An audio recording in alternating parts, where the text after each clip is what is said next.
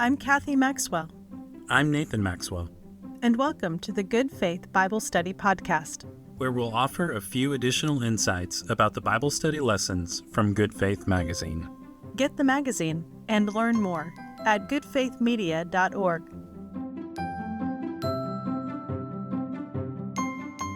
This podcast focuses on the topic, the mission of Jesus, and supports the lesson for September 7th, 2025. Let me ask you a question. I know you've heard this one before.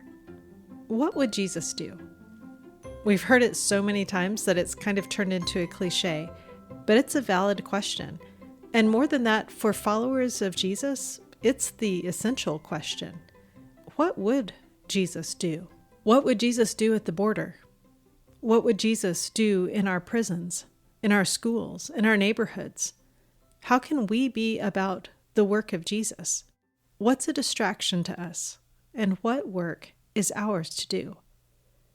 Jesus didn't leave us guessing about his mission. In Luke 4:16, he states it very clearly, and it seems to be an important statement, not just a one-time reference.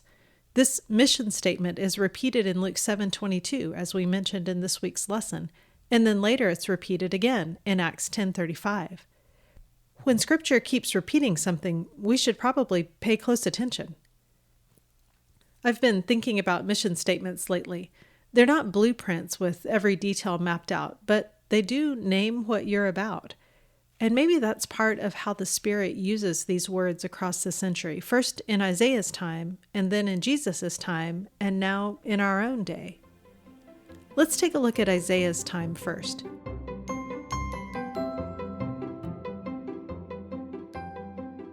Jesus' words in Luke 4 are a blend of two Isaiah passages. The first one comes from Isaiah 61, verses 1 through 2. The Spirit of the Lord is upon me, because the Lord has anointed me. He has sent me to bring good news to the oppressed, to bind up the brokenhearted, to proclaim liberty to the captives and release to the prisoners, to proclaim the year of the Lord's favor and the day of vengeance of our God, to comfort all who mourn. And Jesus also includes a portion from Isaiah 58:6. Is not this the fast that I choose, to loose the bonds of injustice, to undo the thongs of the yoke, to let the oppressed go free, and to break every yoke?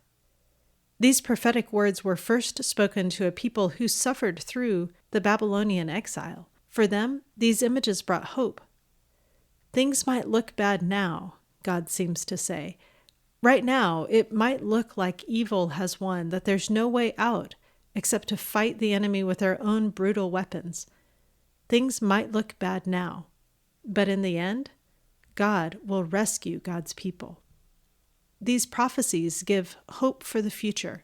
When God's Messiah comes at the end of all things, God will set things right. Now, fast forward 500 years to Jesus' time. God's people had returned from exile to Jerusalem. They had rebuilt the temple, but now they were living under Roman oppression.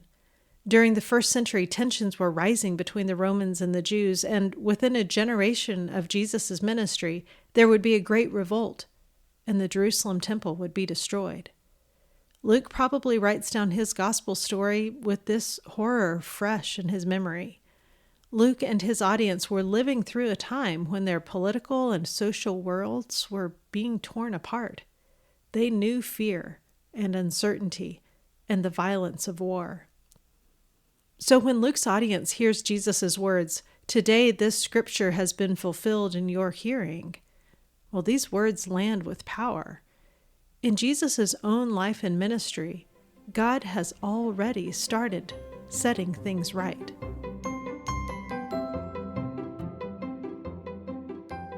As you study the lesson this week, you might spend some time exploring how Jesus fulfilled his mission statement.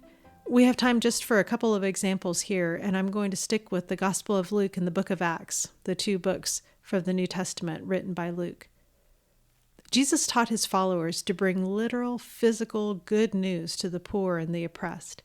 In Luke 12:33, Jesus tells his followers, "Sell your possessions and give alms to the poor."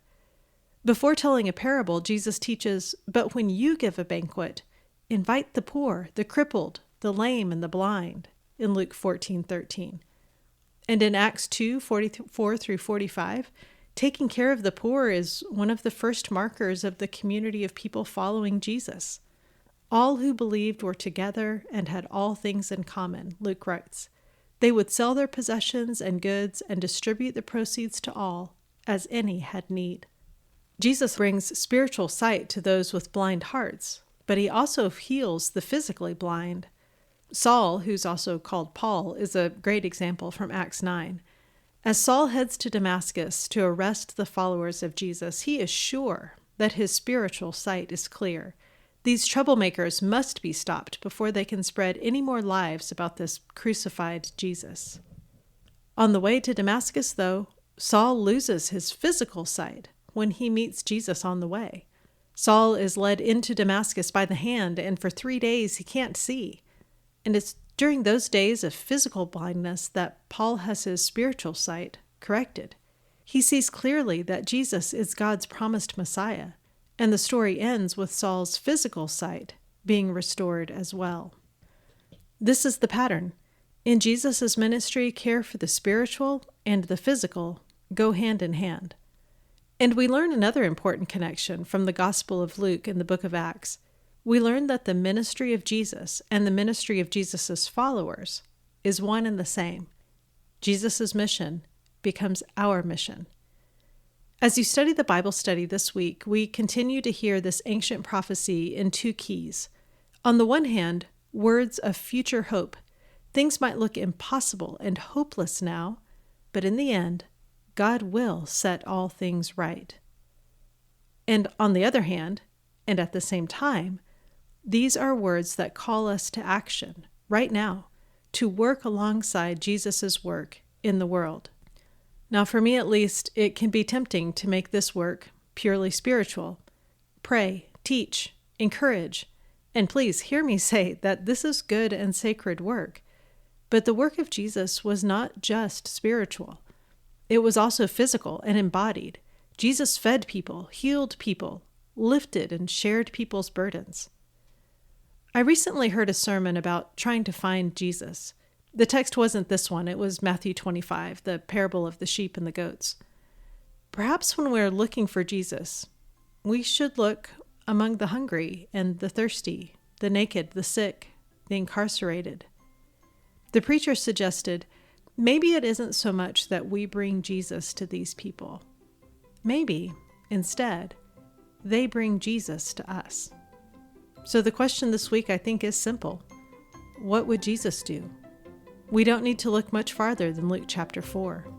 My guess is today that we do find Jesus where he's always been, among the poor, the incarcerated, the blind, and others who are pushed to the physical margins. We find Jesus with the oppressed. In other words, we find Jesus right there in the middle of human need. That's where Jesus is at work, and that's where we're called to join him.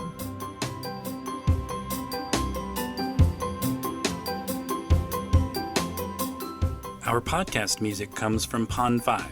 Check out the show notes for more information, including a transcript and a few other tips for studying Scripture.